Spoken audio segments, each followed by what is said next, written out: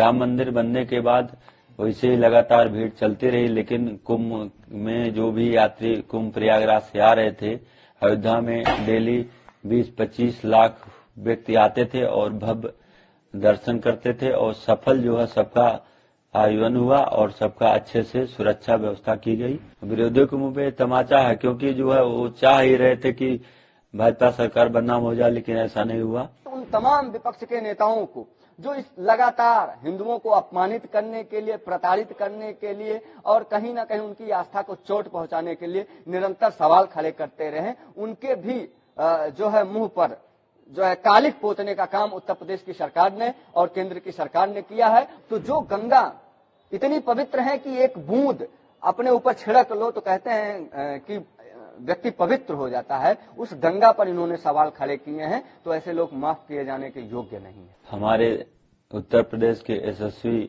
मुख्यमंत्री श्री योगी आदित्यनाथ जी ने जो भी कुंभ का इतना सफल आयोजन कराया, उनके नेतृत्व में जो है हम सरकार को, हमारे मोदी जी को, सभी को धन्यवाद देते हैं कि 40 करोड़ से ऊपर जनता आई, जो कि वहाँ कोई ऐसा घटना नहीं हुआ। लेकिन जो विरोधियों ने, पार्टियों ने जो भी दुष्प्रचार किया वो बहुत ही गलत और निंदनीय है, क्योंकि इतना बड़ा सफल आयोजन अभी तक ना हुआ, ना भविष्य में हो सकता है। ऐसे ही हमारे देश के मुख्यमंत्री जो ऐसा सफल आयोजन किए हैं वो बधाई और धन्यवाद के पात्र हैं।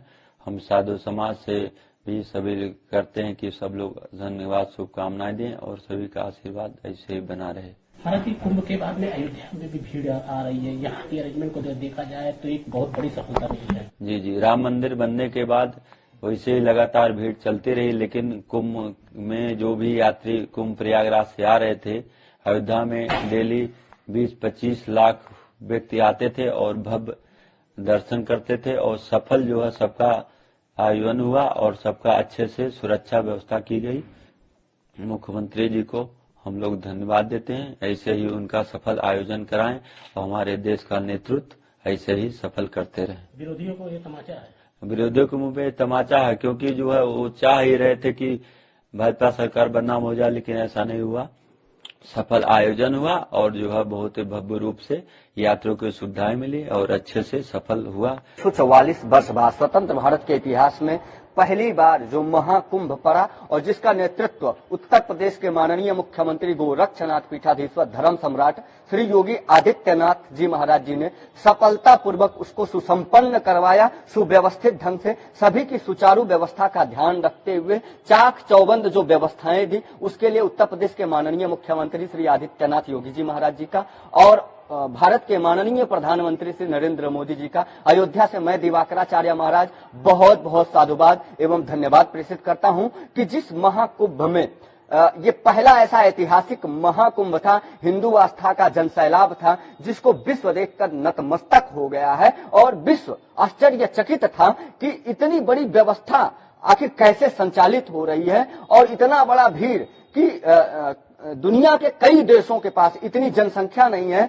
कि जितनी जनसंख्या हिंदू आस्था के केंद्र बिंदु बने हुए हैं तीर्थराज महाप्रयाग में। बहुत बहुत साधुवाद एवं धन्यवाद माननीय मुख्यमंत्री जी को है, साथ ही साथ उन तमाम विपक्ष के नेताओं को जो इस लगातार हिंदुओं को अपमानित करने के लिए, प्रताड़ित करने के लिए और कहीं ना कहीं उनकी आस्था को चोट पहुंचाने के लिए निरंतर सवाल खड़े करते रहे, उनके भी जो है मुंह पर जो है कालिक पोतने का काम उत्तर प्रदेश की सरकार ने और केंद्र की सरकार ने किया है। और सर्वाधिक जो लोग जो है तीर्थराज प्रयाग में जाकर उन सारे नेताओं को सीधे तौर पर जवाब दिया है कि आप राजनीति करिए, लेकिन हिंदू आस्था पर चोट पहुंचाएंगे तो हिंदू कतई भी बर्दाश्त और स्वीकार्य नहीं करेगा। वो चाहे अखिलेश यादव उत्तर प्रदेश समाजवादी पार्टी के मुखिया पूर्व मुख्यमंत्री साहब रहे हों, चाहे कांग्रेस के राष्ट्रीय अध्यक्ष खड़गे साहब रहे हों, चाहे जो है लालू यादव जी रहे हों, चाहे ममता बनर्जी रही हों, जिस प्रकार से उन्होंने महाकुंभ को टारगेट किया है और त्रिवेणी संगम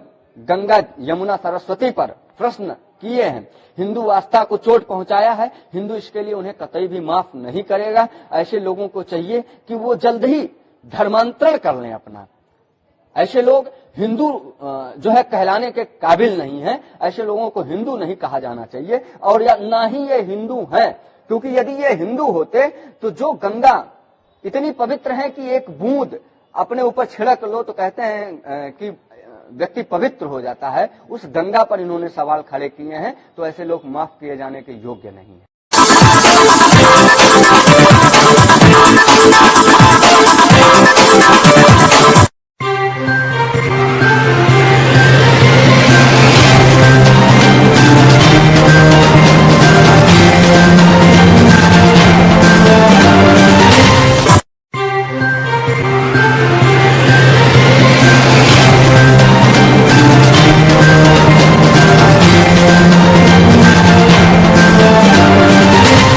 नेता विरोधी दल माननीय अध्यक्षता महोदय,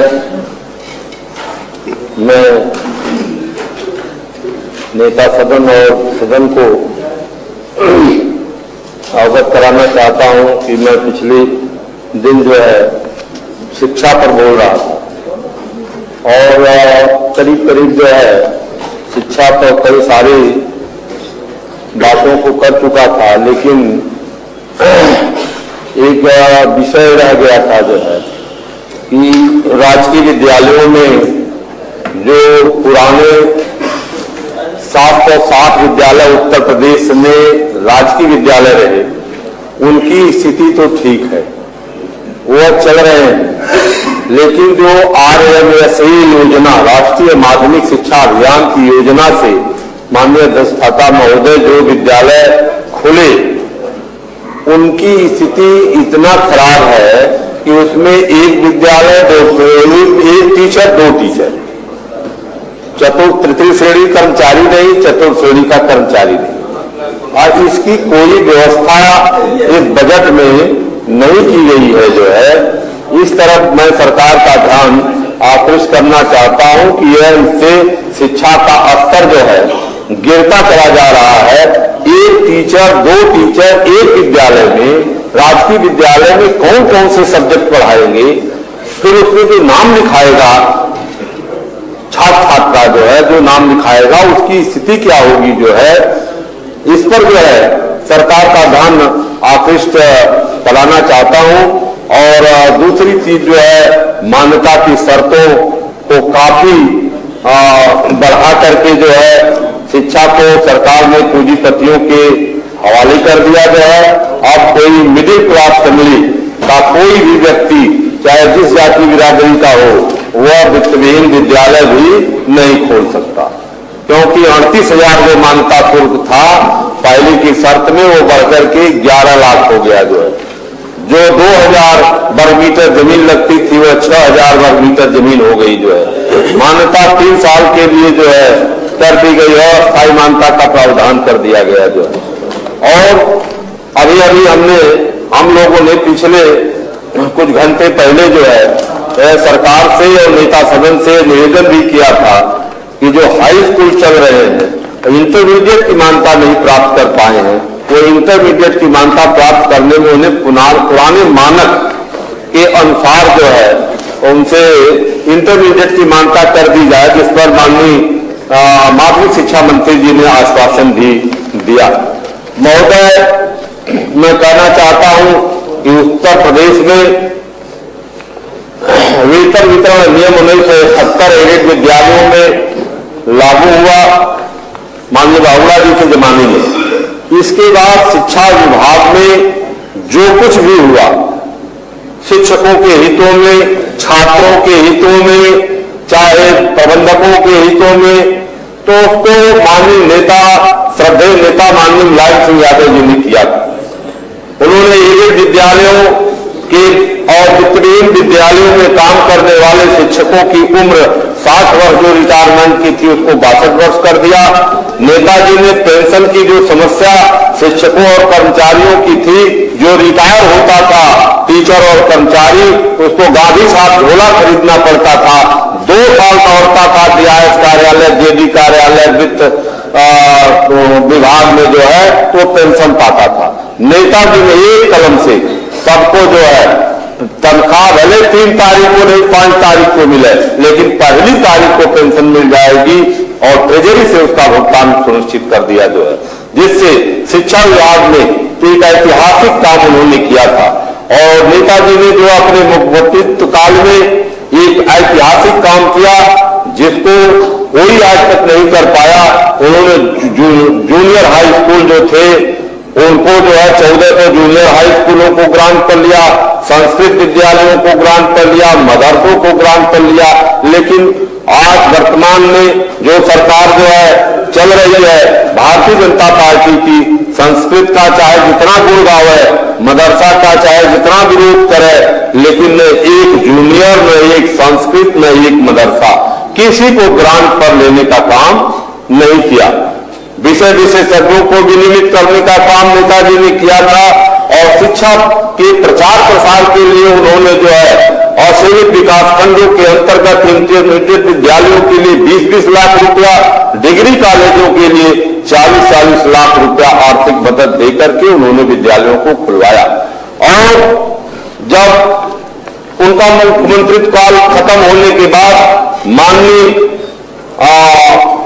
अखिलेश यादव जी जब उत्तर प्रदेश के मुख्यमंत्री बने तो उन्होंने भी अपने पिता के पद चिन्हों पर चलते हुए जो है शिक्षकों के हितों में बहुत से कार्य किए। उन्होंने भी तदर्थ शिक्षकों को विनियमित किया जो 93 से 2000 तक के तदर्थ शिक्षक थे। 2000 के बाद वालों को उन्होंने कहा था कि हम बाद में करेंगे, लेकिन सरकार चली जाने के कारण नहीं कर पाए। शिक्षा मित्रों को उन्होंने सहायक अध्यापक बनाया। शिक्षा मित्र जो 3500 वेतन पाता था उसको फर्श से लेकर अर्थ तक पहुंचाया जो है। और वित्तविहीन विद्यालयों को कि आंसुओं को कोई पूछने के लिए इस धरती पर तैयार नहीं था, तो माननीय अखिलेश यादव जी ने 2 अरब रुपया उनको मानदेय के रूप में ट्रेजरी से देकर के सीधा भुगतान उनके खातों में कराने का काम किया था। और तकनीकी शिक्षा के लिए उन्होंने छात्र छात्राओं को बड़े पैमाने पर लैपटॉप की व्यवस्था किया था। और इतना ही नहीं, जो गरीब परिवार की बच्चियां थी उच्च शिक्षा के लिए बालिकाओं को 30-30 हजार रुपया कन्या विद्या धन देकर के उनको जो है उच्च शिक्षा लेने के लिए प्रेरित किया। और निवेशकों को भी मानदेय जो 9000 था उसको बढ़ा करके 17000 कर दिया। इससे साबित होता है कि शिक्षा में जो कुछ भी हेमवती नंदन बाहुला जी के बाद शिक्षा में जो कुछ भी हुआ आज तक उसको या तो नेताजी ने किया या तो उनके सुपुत्र माननीय अखिलेश यादव जी ने किया। अगर इस सरकार की बात मैं करूं कि सरकार की क्या उपलब्धियां हैं शिक्षा के क्षेत्र में, तो उसको भी बता देना चाहता हूं ताकि सरकार चलाने वाले भी जान जाएं कि हमारी उपलब्धियां क्या हैं। नहीं तो कहेंगे कि हमारे विषय में नहीं बताया गया। इस सरकार ने शिक्षा के क्षेत्र में जो वित्तविहीन विद्यालयों की शर्तें सामान्य शर्तें थी उस शर्तों को इतना बढ़ा दिया कि उसको अब केवल पूंजीपति ही खोल सकते हैं, सामान्य व्यक्ति वित्तविहीन विद्यालय भी नहीं खोल सकता है। इतना जमीन और मान्यता का शुल्क बढ़ा दिया। इस सरकार ने बोर्ड फीस में बढ़ोतरी किया तथा परीक्षा के पेपर कम कर दिए जो है 22 पेपरों को प्रतियोगी परीक्षाओं का लीक कर दिया, जिससे नौकरी पर जो है डाका डाल दिया गया। नौकरी जो है पूरी तरह से प्रतिबंधित होने की स्थिति में हो गई। इंग्लिश विद्यालयों की सेवा नियमावली जो धारा 21, 15 और 12 थी उसको इन्होंने बदल दिया और यह शासनादेश जारी कर दिया इसको चेंज करके कि अब जो है शिक्षकों के टर्मिनेशन के लिए जो है चयन बोर्ड आयोग की कोई आवश्यकता नहीं होगी। सीधे सीधे प्रबंध तंत्र उनको जो है टर्मिनेट कर सकता है, जिससे इस समय इतना हमारा टीचर डरा हुआ सहमा हुआ है, उसकी सेवा की सुरक्षा जो कमजोर हो गई, जिससे अभी जो है मैंने बताया 2 दिन पहले जो है मानवर कि गोरखपुर में एक ही विद्यालय के 2 टीचरों को जो है प्रबंध तंत्र द्वारा टर्मिनेट कर दिया गया। और इस सरकार में जो है मदरसों के आधुनिक शिक्षक जिनके विषय में हमारे देश के प्रधानमंत्री ने घोषणा किया था कि आप मदरसा के शिक्षकों को जो है मजारी शिक्षा के अलावा उनको आधुनिक शिक्षा दी जाएगी और आधुनिक शिक्षकों के नाम पर मैथ पढ़ाने के लिए, विज्ञान पढ़ाने के लिए, इंग्लिश पढ़ाने के लिए, सारे विषयों को पढ़ाने के लिए जो शिक्षक रखे गए थे उनको केंद्र की सरकार द्वारा जो केंद्रांश मिलता था 60%, उसको भी बंद कर दिया। इसके बाद पिछली साल जो है उत्तर प्रदेश की सरकार जो राज्यांश से शिक्षक जिंदा रहता था उसको भी बदल दिया और बदल करके जो है पूरे विद्यालयों को, मदरसा के सारे विद्यालयों को बंद करने का काम कर दिया। वो तो सर्वोच्च न्यायालय के हम शुक्रगुजार हैं जो कि इन विद्यालयों को जो है अपने आदेश से, अपने कलम से बचाने का काम किया। इसलिए शिक्षा के क्षेत्र में जो इस सरकार का काम है उसको भी मैं आपके सामने रख दिया, जिससे साबित हो सके कि वास्तव में शिक्षा का हितैषी कौन है। और जब से उत्तर प्रदेश की सरकार इधर जो है 20-25 सालों से चल रही है, कौन सी घटनाक्रम, कौन से कार्य किए गए। माननीय हमारे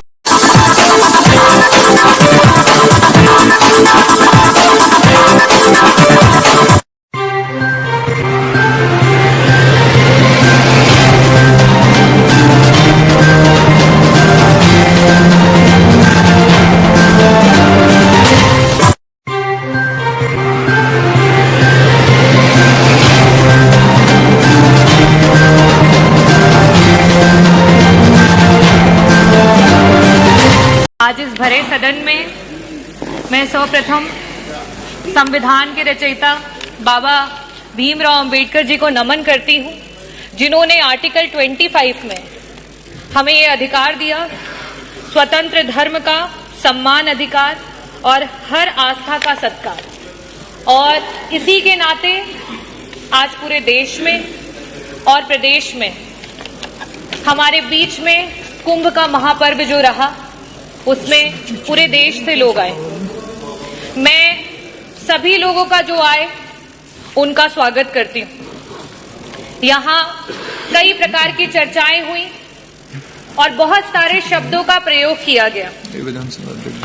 ये जो लोग विभिन्न प्रदेशों से और यहाँ तक कि विश्व के कोने कोने से आए, वो किसी राजनीति से प्रेरित होकर के नहीं आए, वो आस्था से, धर्म से और अपने देश, अपनी मातृभूमि से जुड़े हुए हैं, इसलिए वो यहाँ पर आए। महाकुंभ के आयोजन में जितना बजट होना चाहिए था, सरकार ने उसकी कमी की।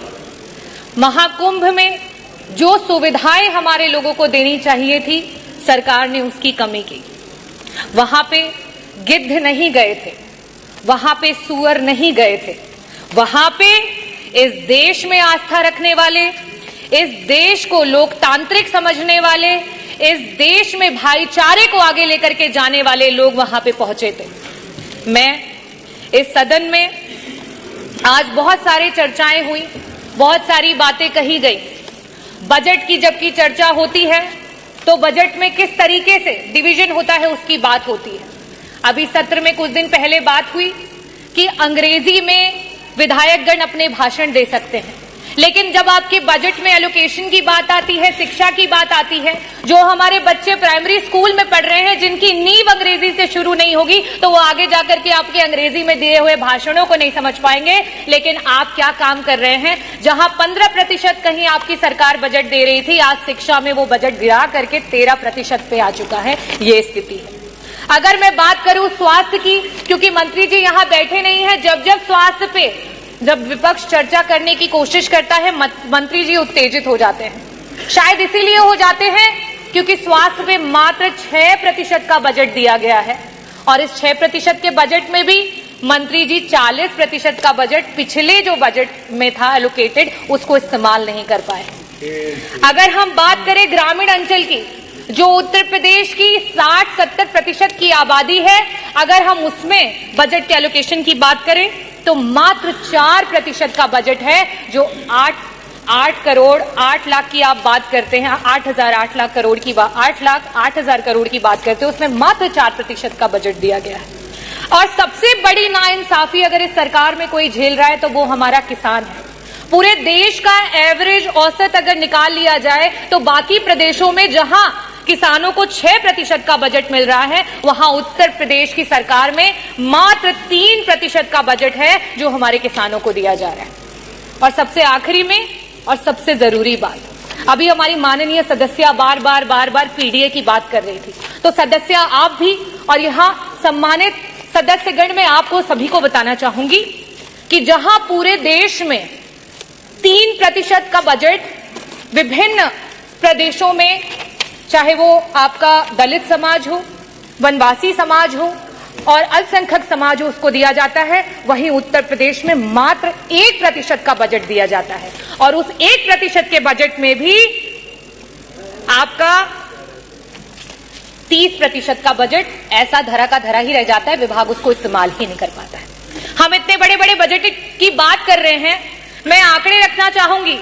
शिक्षा विभाग में वर्तमान में 14% का बजट जो है वो शेष रह गया, इस्तेमाल नहीं कर पाए। स्वास्थ्य में 40% का बजट ऐसे ही रह गया, उसे इस्तेमाल नहीं कर पाए। आवास में 46% का बजट रह गया, जिसे इस्तेमाल नहीं कर पाए। SC ST माइनॉरिटी में 30% का बजट है, जिसे इस्तेमाल नहीं कर पाए। अगर हम सिंचाई एवं बाढ़ नियंत्रण की बात करें, 35% का बजट है, जिसे इस्तेमाल नहीं कर पाए। अगर हम ट्रांसपोर्ट और PWD की बात करें, 6% का बजट है, जो पुराना बजट है, जिसे आप इस्तेमाल नहीं कर पाए। समाज कल्याण के मंत्री जी यहां बैठे हैं, 23% का बजट आज ऐसे ही पड़ा हुआ है, उसे इस्तेमाल नहीं कर पाए। कृषि विभाग वैसे ही 4% किसानों को दिया जा रहा है बजट में से, उसमें से भी 10% बजट ऐसे ही धरा का धरा रह गया, उसे इस्तेमाल नहीं कर पाए। तो मैं बजटों पे बहुत बातें नहीं करूंगी, क्योंकि जो पुराना है उसे ही नहीं इस्तेमाल कर पाए, तो बड़े बड़े बजटों का क्या हवाई लूटी जाए। मैं बात करना चाहूंगी अपने देश की एकता की, क्योंकि जिस समय यहां अंग्रेजी की बात हुई, उस समय उर्दू के बारे में बहुत बड़ी बड़ी बातें की गई। उर्दू में जो लोग बोलते हैं उनको कुछ शब्दों से नवाजा गया। हमारे देश में उर्दू को बड़े ही लगाव से देखा जाता है। हिंदी अगर हमारी मातृभाषा है, तो आज का ये जो देश है वो अंग्रेजी से भी नहीं घबराता है, अंग्रेजी को सीखने की पूरी इच्छा रखता है। पंडित ब्रिज नारायण जी, पंडित रतननाथ सरहार जी, मुंशी प्रेमचंद जी, पंडित आनंद मोहन जी, यहां तक कि उपराष्ट्रपति रहे हुए राष्ट्रपति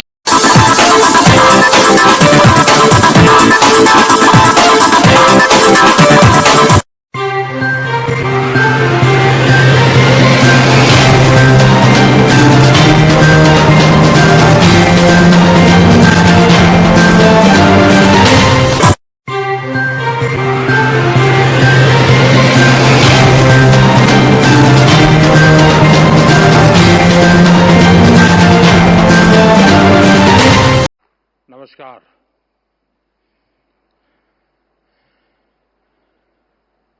ITV नेटवर्क के फाउंडर और संसद में मेरे साथी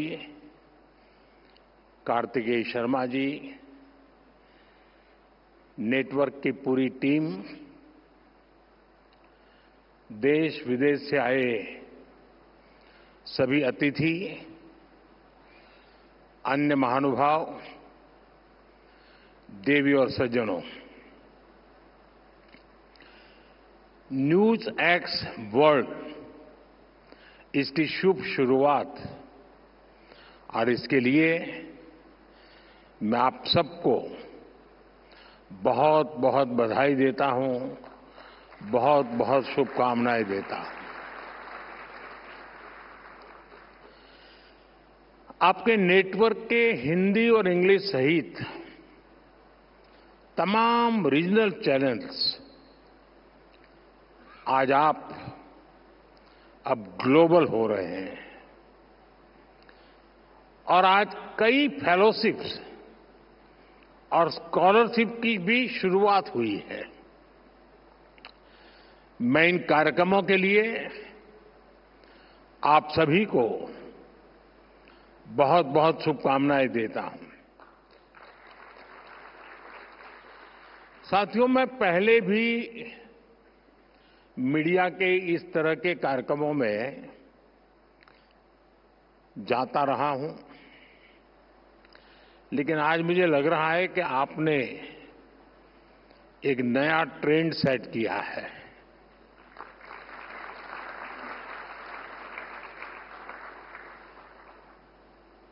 और मैं इसके लिए भी आपको बहुत बहुत बधाई देता हूं। हमारे देश में मीडिया के इस तरह के इवेंट्स होते रहते हैं, और एक परंपरा भी चल रही है, उसमें कुछ आर्थिक विषय भी है, हर एक का फायदे का मामला रहता है जरा। लेकिन आपके नेटवर्क ने इसे एक नया डायमेंशन दिया है। आपने लीक से हटकर एक नए मॉडल पर काम किया है। मुझे याद है, अगर मैं पहले की समिट और आपकी समिट के संबंध में जो कल से सुन रहा हूं, पहले जो समिट अलग अलग मीडिया हाउस ने की हैं, वो नेता सेंट्रिक रही है। मुझे खुशी है ये नीति सेंट्रिक है। यहां नीतियों की चर्चा हो रही है। ज्यादातर इवेंट जो हुए हैं वे बीते हुए कल के आधार पर वर्तमान की नुक्तेचीनी वाले रहे हैं। मैं देख रहा हूं कि आपका ये समिट आने वाली कल को समर्पित है। मैं देखता था कि पहले जितने भी ऐसे कार्यक्रमों को मैंने दूर से देखा या खुद हुआ गया, वहां विवाद का महत्व ज्यादा था, यहां संवाद का महत्व ज्यादा है। और मुझे पक्का विश्वास है। और दूसरा, जितने भी मैं इवेंट्स में गया हूं, एक छोटे से कमरे में होते हैं और अपने अपने लोग होते हैं। यहां इतने विशाल समारोह को देखना, और वो भी एक मीडिया हाउस के समारोह को, और जीवन के सभी क्षेत्रों को स्पर्श किए हुए लोग यहां होना, ये अपने आप में बहुत बड़ी बात है।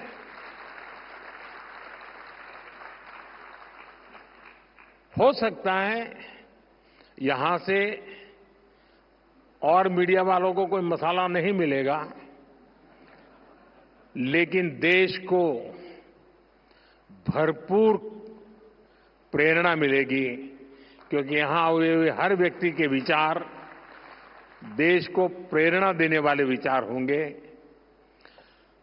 उम्मीद है कि इस ट्रेंड को, इस टेम्पलेट को आने वाले दिनों में दूसरे मीडिया हाउस भी अपने तरीके से और इनोवेटिव बना करके कम से कम उस छोटे कमरे से बाहर निकले। साथियों, 21वीं सदी के भारत पर आज पूरी दुनिया की नजर है। दुनिया भर के लोग भारत आना चाहते हैं, भारत को जानना चाहते हैं। आज भारत दुनिया का वो देश है जहां पॉजिटिव न्यूज लगातार क्रिएट हो रही है। न्यूज मैन्युफैक्चर नहीं करना पड़ रहा है। जहां हर रोज नए रिकॉर्ड बन रहे हैं, कुछ न कुछ नया हो रहा है। अभी 26 फरवरी को ही प्रयागराज में एकता का महाकुंभ संपन्न हुआ है। पूरी दुनिया हैरान है कि कैसे एक अस्थायी शहर में एक टेम्पररी व्यवस्था, नदी के तट पे करोड़ों लोगों का आना, सैकड़ों किलोमीटर की यात्रा करके आना और पवित्र स्नान करके भाव से भर जाना। आज दुनिया भारत की ऑर्गेनाइजिंग और इनोवेटिंग स्किल्स देख रही है। हम सेमीकंडक्टर से लेकर एयरक्राफ्ट कैरियर तक यहीं पर मैन्युफैक्चर कर रहे हैं। दुनिया भारत की इसी सफलता को विस्तार से जानना चाहती है। मैं समझता हूं कि न्यूज एक्स वर्ल्ड अपने आप में एक बहुत बड़ा अवसर है। साथियों, कुछ महीने पहले ही भारत ने दुनिया के सबसे बड़े चुनाव कराए हैं। 60 साल बाद ऐसा हुआ जब भारत में कोई सरकार लगातार तीसरी बार वापस लौटी। इस जन विश्वास का आधार पिछले 11 साल में भारत की अनेकों उपलब्धियां हैं। मुझे विश्वास है कि आपका नया चैनल भारत की रियल स्टोरीज दुनिया तक पहुंचाएगा। बिना कोई रंग दिए आपका ग्लोबल चैनल भारत की वैसी ही तस्वीर दिखाएगा जैसा वो है। हमें मेकअप की जरूरत नहीं है। साथियों, कई साल पहले मैंने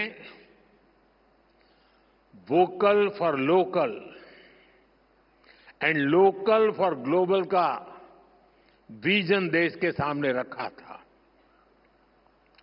आज हम इस विजन को सच्चाई में बदलते हुए देख रहे हैं। आज हमारे यहां आयुष प्रोडक्ट्स और योग लोकल से ग्लोबल हो गए हैं। दुनिया में कहीं पर भी जाइए, कोई न कोई तो योग को जानने वाला मिलेगा ही। मेरे मित्र टोनी यहां बैठे हैं, वो तो रोज के योगा प्रैक्टिशनर है। आज भारत के सुपरफूड हमारा मखाना लोकल से ग्लोबल हो रहा है। भारत के मिलेट्स, श्री अन्न भी लोकल से ग्लोबल हो रहे हैं। और मुझे पता चला है, कल मेरे दोस्त टोनी एबट दिल्ली हाट में भारतीय मिलेट्स का फर्स्ट हैंड एक्सपीरियंस लिया है उन्होंने और उनको मिलेट्स की डिशेज बहुत पसंद आई और ये सुनकर मुझे ज्यादा अच्छा लगा। साथियों, मिलेट्स ही नहीं, भारत की हल्दी भी लोकल से ग्लोबल हो गई है। भारत दुनिया की 60% से ज्यादा हल्दी की सप्लाई कर रहा है। भारत की कॉफी भी लोकल से ग्लोबल हो गई है। भारत दुनिया का 7वां सबसे बड़ा कॉफी एक्सपोर्टर बन गया है। आज भारत के मोबाइल, इलेक्ट्रॉनिक प्रोडक्ट्स, भारत में बनी दवाइयां अपनी ग्लोबल पहचान बना रही हैं। और इन सबके साथ ही एक और बात हुई है। भारत कई सारे ग्लोबल इनिशिएटिव्स को लीड कर रहा है।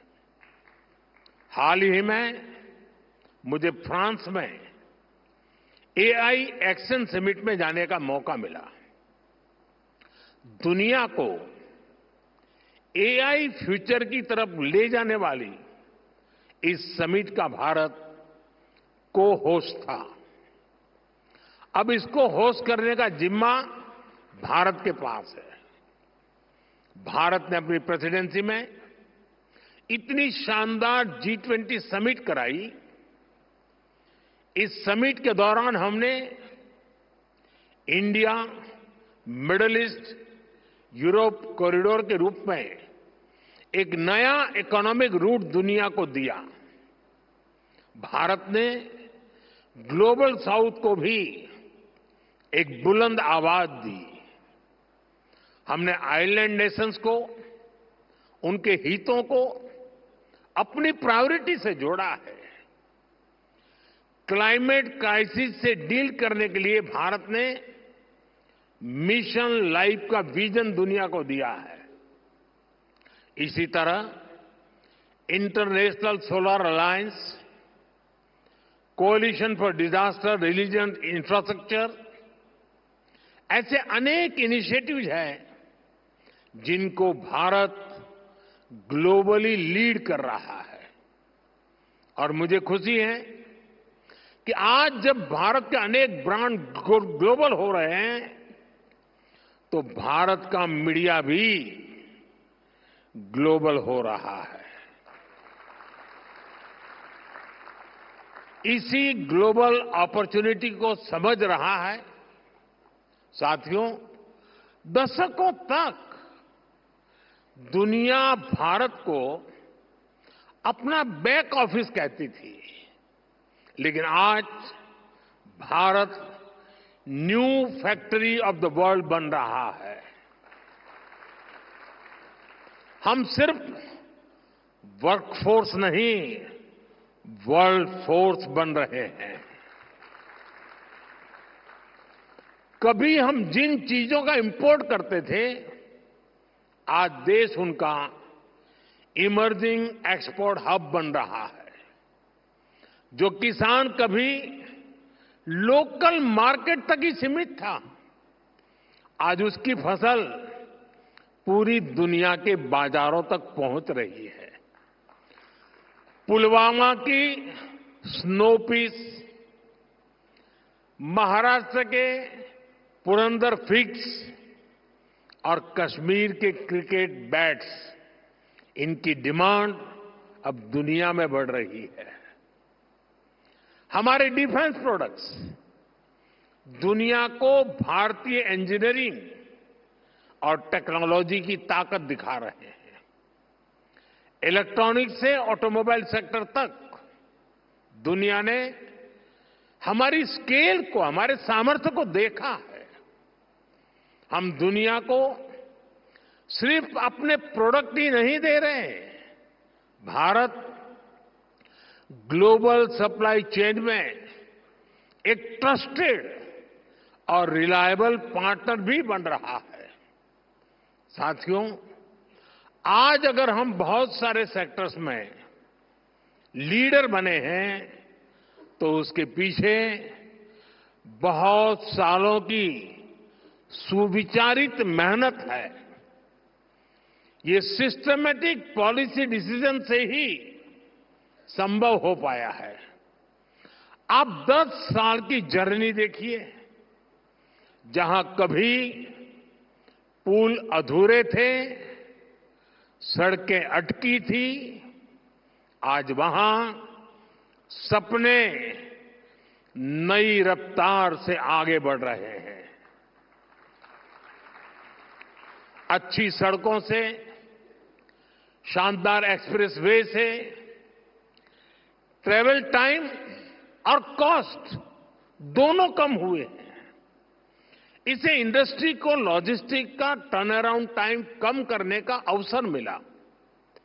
इसका बहुत बड़ा फायदा हमारे ऑटोमोबाइल सेक्टर को मिला। इससे गाड़ियों की डिमांड बढ़ी। हमने गाड़ियों के ईवीज के प्रोडक्शन का एनकरेज किया। आज हम दुनिया के एक बड़े ऑटोमोबाइल प्रोड्यूसर और एक्सपोर्टर बनकर उभरे हैं। साथियों, ऐसा ही बदलाव इलेक्ट्रॉनिक्स मैन्युफैक्चरिंग में दिखा है। बीते दशक में 2.5 करोड़ से ज्यादा परिवारों तक पहली बार बिजली पहुंची। देश में बिजली की डिमांड बढ़ी, प्रोडक्शन बढ़ी, इससे इलेक्ट्रॉनिक इक्विपमेंट की डिमांड बढ़ी। हमने डेटा सस्ता किया तो मोबाइल फोन्स की डिमांड बढ़ी। ज्यादा से ज्यादा सर्विस मोबाइल फोन पर लेकर आए तो डिजिटल डिवाइसेज का कंजम्पशन और बढ़ा।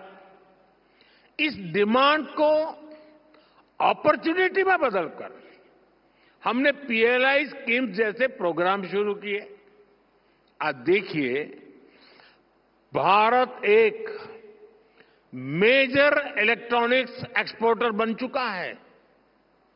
साथियों, आज भारत बहुत बड़े टारगेट्स रख पा रहा है, उनको अचीव कर रहा है। तो इसके मूल में एक खास मंत्र है।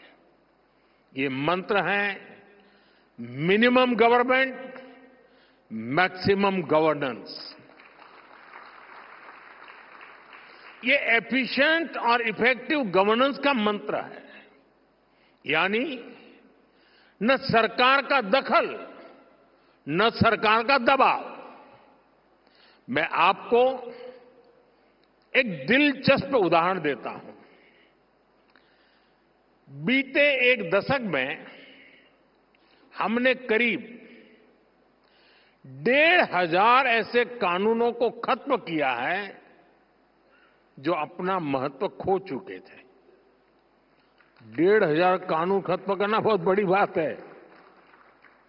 इनमें से बहुत सारे कानून अंग्रेजी शासन के दौरान बने थे। अब मैं कुछ आपको आश्चर्य होगा सुनकर के, एक कानून था ड्रामेटिक परफॉर्मेंस एक्ट।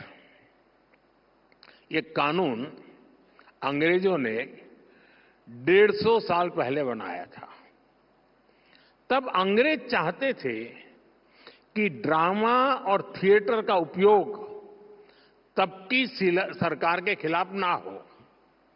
इस कानून में प्रावधान था कि अगर पब्लिक प्लेस में 10 लोग डांस करते मिल जाएं तो उन्हें गिरफ्तार किया जा सकता है।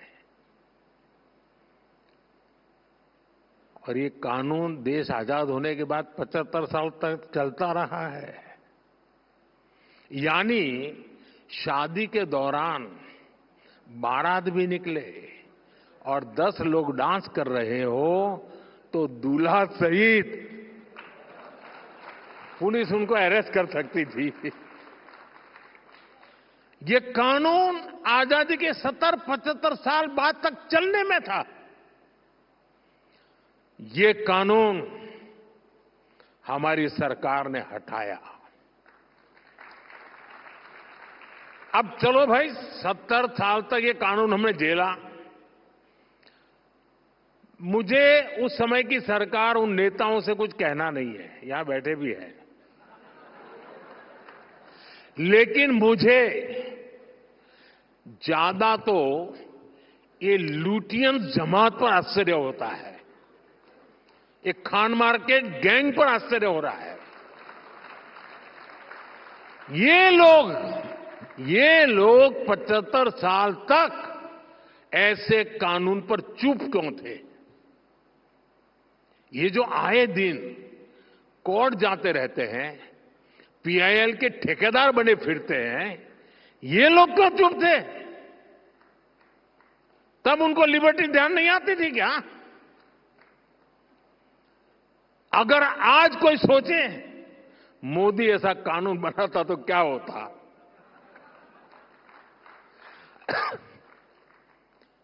अरे ये जो ट्रॉलर होते हैं ना सोशल मीडिया में, वो भी अगर एक ऐसे ही झूठी खबर चला देते हैं कि मोदी ऐसा कानून बनाने वाला था, आग लगा देते हैं लोग,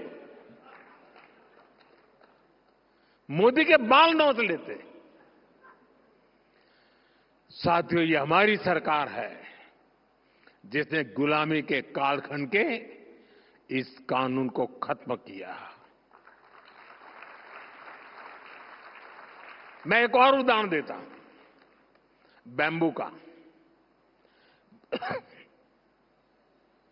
बैम्बू हमारे आदिवासी क्षेत्र में, खास करके ट्राइबल एरियाज की और खास करके नॉर्थ ईस्ट की तो लाइफलाइन है। लेकिन पहले बांस काटने पर भी आपको जेल भेज दिया जाता था बांस काटने पर।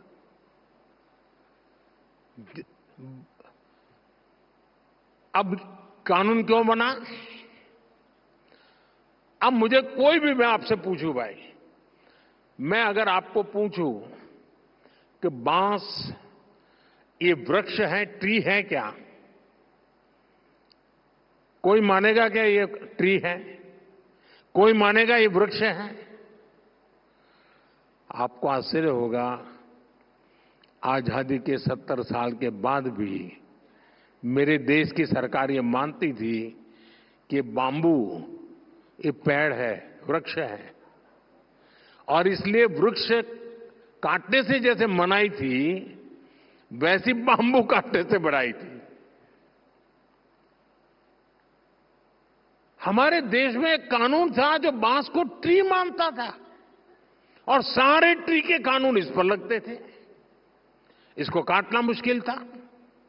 हमारे पहले के शासकों को समझ ही नहीं आया कि बांस पेड़ नहीं है। अंग्रेजों के अपने इंटरेस्ट हो सकते थे, लेकिन हमने क्यों नहीं किया? बांस से जुड़े दशकों पुराने कानून को भी हमारी ही सरकार ने बदला। साथियों, आपको याद होगा 10 साल पहले तक आईटीआर भरना किसी सामान्य व्यक्ति के लिए कितना मुश्किल था। आज कुछ ही पलों में आप आईटीआर फाइल करते हैं और रिफंड भी कुछ ही दिनों में अकाउंट में सीधा जमा हो जाता है। अब तो इनकम टैक्स को जुड़े कानून को और आसान बनाने का प्रोसेस संसद में चल रहा है। हमने 12 लाख रुपए तक की इनकम को टैक्स फ्री कर दिया। हाँ, अब ताली बजी। आपको बाम्बू में ताली नहीं बजी, क्योंकि वो आदिवासियों का है।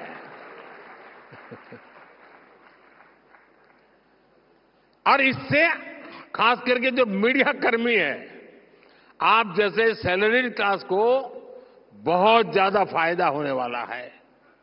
जो युवा अभी पहली दूसरी नौकरी कर रहे हैं, उनके एस्पिरेशन भी अलग होती है, उनके खर्चे भी अलग होते हैं। वो अपनी एस्पिरेशंस पूरी करें, उनकी सेविंग्स बढ़े, इसमें बजट ने बहुत मदद की है। हमारा मकसद यही है, देश के लोगों को ईज ऑफ लिविंग दो, ईज ऑफ डूइंग बिजनेस दो, उड़ने के लिए खुला आसमान दो।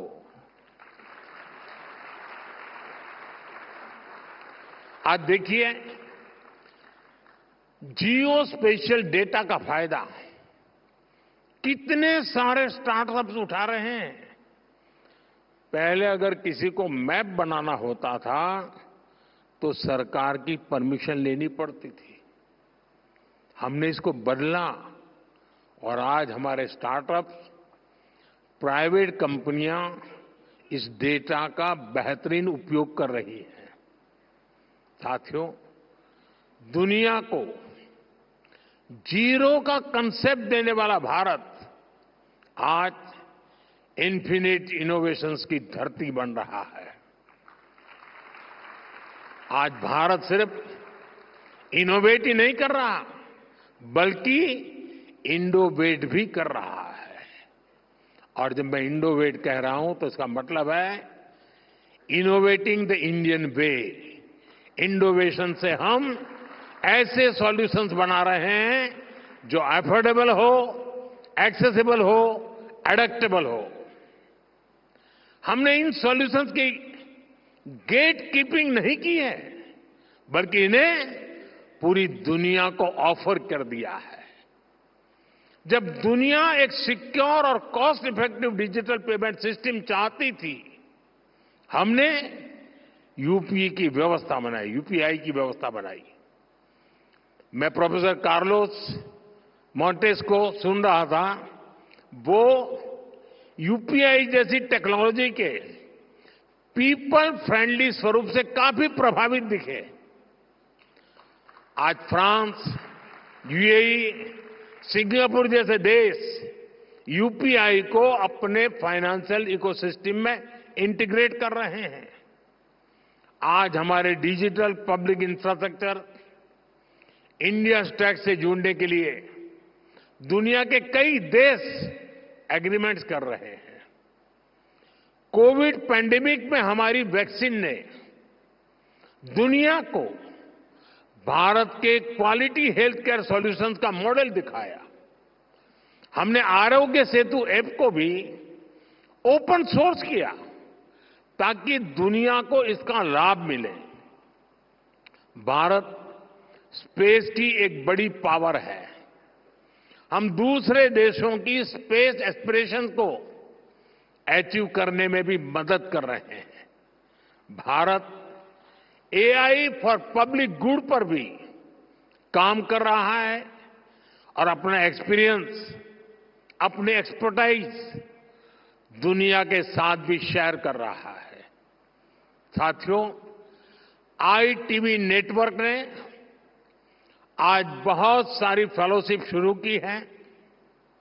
भारत का युवा विकसित भारत का सबसे बड़ा लाभार्थी है और सबसे बड़ा स्टेक होल्डर भी है। इसलिए भारत का युवा हमारी बहुत बड़ी प्राथमिकता है। नेशनल एजुकेशन पॉलिसी ने बच्चों को किताबों से आगे, कहीं और आगे बढ़कर सोचने का अवसर दिया है। मिडिल स्कूल से ही बच्चे कोडिंग सीखकर एआई और डेटा साइंस के फील्ड के लिए तैयार हो रहे हैं। अटल टिंकरिंग लैब्स बच्चों को इमर्जिंग टेक्नोलॉजीज का हैंड्स ऑन एक्सपीरियंस दे रही है। इसलिए इस साल के बजट में हमने 50,000 नई अटल टिंकरिंग लैब्स बनाने का ऐलान किया है। साथियों, न्यूज की दुनिया में आप लोग अलग अलग एजेंसियों का सब्सक्रिप्शन लेते हैं। इससे आप लोगों को बेहतर न्यूज कवरेज में मदद मिलती है। ऐसे ही रिसर्च की फील्ड में स्टूडेंट्स को ज्यादा से ज्यादा इंफॉर्मेशन सोर्स की जरूरत होती है। इसके लिए पहले उन्हें महंगे दामों पर अलग अलग जर्नल्स सब्सक्रिप्शन लेने होते थे, खुद को पैसे खर्च करने पड़ते थे। हमारी सरकार ने सभी रिसर्चर्स को इस चिंता से भी मुक्त कर दिया है। हम वन नेशन वन सब्सक्रिप्शन लाए हैं। इससे देश के हर रिसर्चर को दुनिया के जाने माने जर्नल्स की फ्री एक्सेस मिलनी तय है। इस पर सरकार 6,000 करोड़ रुपए से ज्यादा खर्च करने जा रही है। हमें इंश्योर कर रहे हैं कि हर स्टूडेंट्स को अच्छी से अच्छी रिसर्च फैसिलिटीज मिले, चाहे स्पेस एक्सप्लोरेशन हो, बायोटेक रिसर्च हो या एआई हो। हमारे बच्चे फ्यूचर लीडर्स बनकर उभर रहे हैं।